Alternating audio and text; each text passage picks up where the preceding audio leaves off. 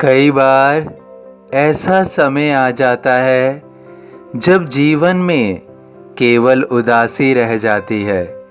जीवन नीरस लगता है।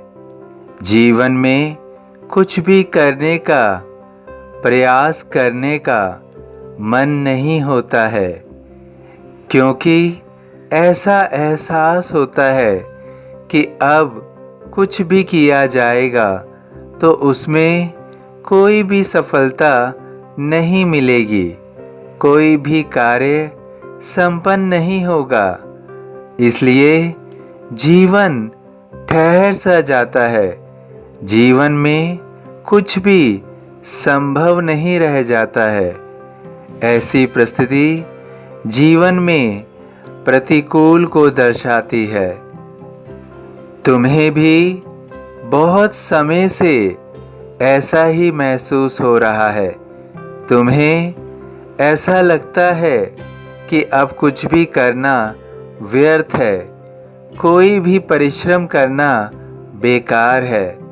इसलिए तुम कठोर परिश्रम की ओर आगे नहीं बढ़ रहे हो।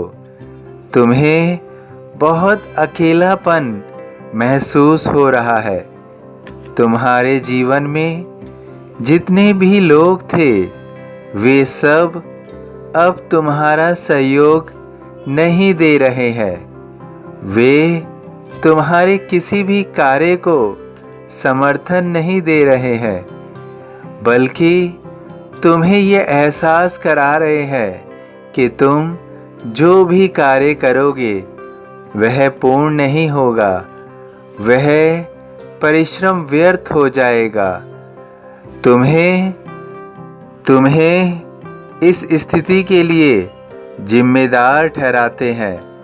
वह तुम्हें ही दोषी मानते हैं कि तुमने जो भी कार्य किया वो गलत ढंग से किया।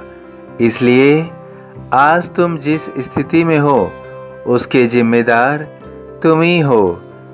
इस तरह के कठोर वचन देकर तुम्हें वह पीड़ा पहुंचाते हैं।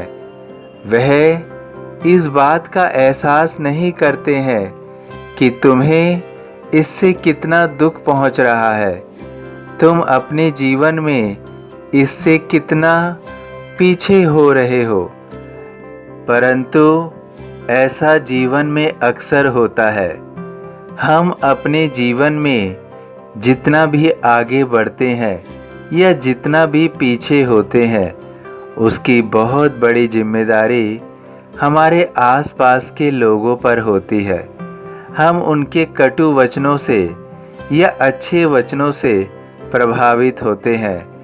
यदि जीवन में हम आगे नहीं बढ़ पा रहे हैं और हमारे चारों ओर के लोग हमें कटु वचन दे रहे हैं, तो निश्चित रूप से हमारा मनोबल टूट जाता है।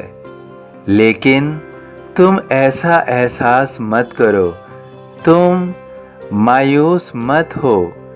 तुम्हारे जीवन में यह सब निश्चित रूप से घटित हो रहा है, लेकिन यह स्थायी नहीं है, क्योंकि मैं तुम्हारे साथ हूँ। मैं तुम्हारे जीवन में अवश्य परिवर्तन करूँगा और परिवर्तन शुरू भी हो रहा है। तुम्हारे जीवन में सुख आएगा और यह सब प्रतिकूल स्थिति दूर हो जाएगी। तुम्हारे जीवन में अनुकूल समय आएगा। तुम अपने इसी जीवन में बहुत कुछ कर पाओगे और तुम्हारे इर्द गिर्द के लोग निश्चित तौर पर तुम्हारी तारीफ भी करेंगे। उन्हें एहसास होगा कि उन्होंने जो भी कहा वह गलत था। उन्होंने अभी तुम्हारे मनोबल को पहचाना नहीं है। उन्होंने तुम्हारी वास्तविकता को अभी जाना नहीं है।